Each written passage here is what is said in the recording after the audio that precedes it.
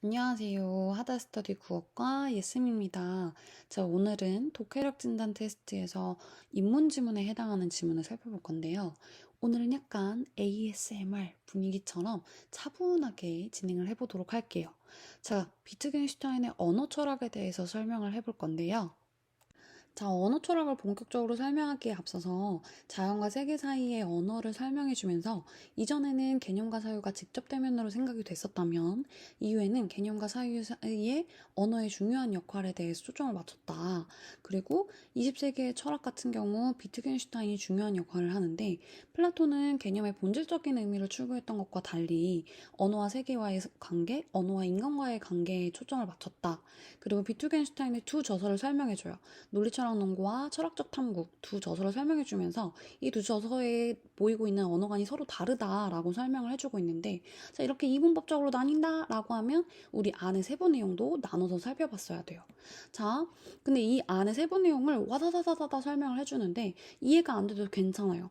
그 안에서 요소를 조금 1번, 2번, 3번 넘버링을 해주거나 좀 따로 체크를 해주셨어야 돼요. 자, 그림 이론에서 설명하고요. 단어의 모호성 제거, 그 다음에 일상의 명제를 요소 명제로 철저히 분석해줘야 된다는 거. 자, 명제 속의 단어 하나는 하나의 의미만을 가진다는 논리적 원자론과 비슷하다는 거. 자, 언어는 세계를 그리는 거고 이걸 이럼으로써 의미를 획득한다라고 하는 거.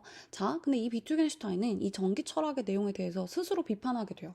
이건 언어에 대한 오해 때문에 이런 거고 우리는 다시 생각을 해야 돼 라고 해서 철학적 탐구라는 저서를 쓰게 됐고, 이는 비트겐슈타인의 후기 철학의 모습을 보인다라고 하는데, 자, 사용론에 대해서 얘기하고 언어는 그림을 통해서 설명되는 게 아니라 사용을 통해서 이해되는 거고, 언어 사용은 언어 놀이라고 하고, 언어의 의미는 대상 지시 관계가 아니라 사용되는 맥락 중점으로 분석돼야 되고, 이 언어 놀이의 바탕은 삶의 형태가 있다라고 하는 거.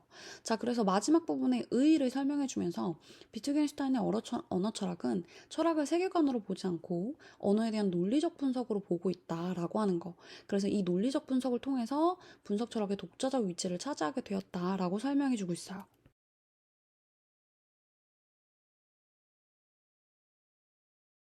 자, 1단계 문제는 중심화제 파악 문제였었는데요. 그래서 이런 식으로 선지가 짧게 나오면 좀 짧게 키워드를 빠르게 체크를 해서 지문의 키워드를 따라가서 이 내용 있었나? 라고 머릿속에서 확인을 해주시고 좀 빨리 판단을 하셨어야 돼요. 자, 그랬을 때 1번 문제 논리적 원자론 내용이 있었나? 정의 있었나? 그림이론 있었나? 계기 있었나? 논리철학 논고 있었나? 내용 있었나? 비트겐슈타인 내용 있었나? 거기에 한계 있었나? 20세기 철학의 내용에서 인식변화 내용이 있었나? 이런 식으로 빠르게 판단을 해주셨어야 되고, 비트겐슈타인의 한계 얘기한 적이 없기 때문에 틀린 설명이 됩니다.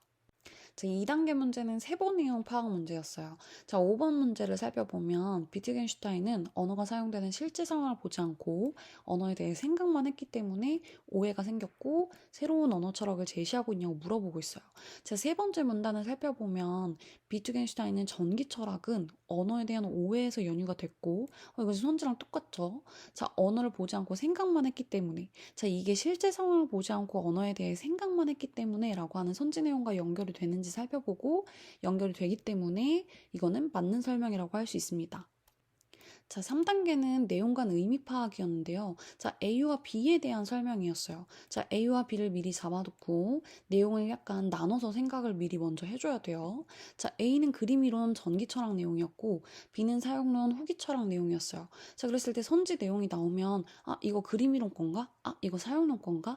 나눠서 살펴봐 줬어야 되고, 자, 5번을 보면 A와 B 모두 언어의 의미에서 가장 중요한 것은 수학이나 과학의 정밀한 형식 언어가 갖는 명료함을 얘기하고 있어요.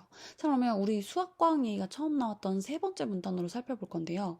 세 번째 문단을 살펴보면 우리 후기 철학을 얘기하면서 맥락에 중점을 둬야 되고, 이 수학이나 과학도 일상 언어로 다시 해석이 안 되면 무의미한 기호고, 이 형식 언어도 일상 언어에 뿌리를 두기 때문에 삶의 형태가 깔려 있다라는 얘기를 했지, 정밀한 형식 언어가 갖는 명료함이 언어의 의미에서 중요하다는 얘기를 하지 않았어요. 그럼 B에서 일단 틀린 설명이 되기 때문에 틀린 설명이라고 할 수 있습니다. 자, 4단계는 어휘의 문맥적 의미 파악 문제였는데요. 자, 생각보다 친구들이 어휘 문제를 틀려오는 경우가 되게 많아요.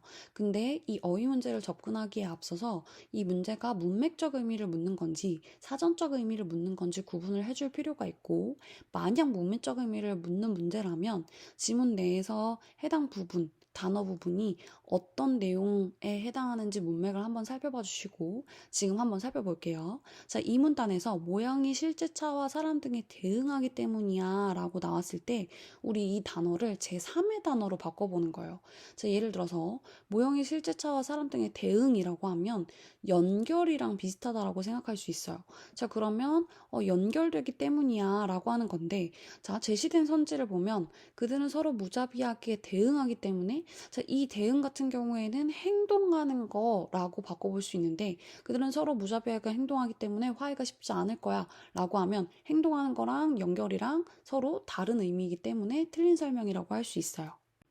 자, 인문지문은 이렇게 이분법적인 대립을 보이는 게 좀 더 명확하게 보이는 편이에요. 자, 그래서 논리철학, 전기철학에 해당하는 부분, 그리고 철학적 탐구, 후기철학에 해당하는 부분을 좀 더 명확하게 나눠주셨어야 됐고, 그 안에 세부 내용이 이해가 가지 않는다 하더라도 이게 전기철학에 해당하는 내용이었는지, 후기철학에 해당하는 내용이었는지 키워드를 잘 편을 나눠 놓으셨으면 조금 더 문제를 접근하기에는 편했을 거라고 생각이 듭니다. 자, 저희는 다음 시간에 만나도록 할게요. 안녕!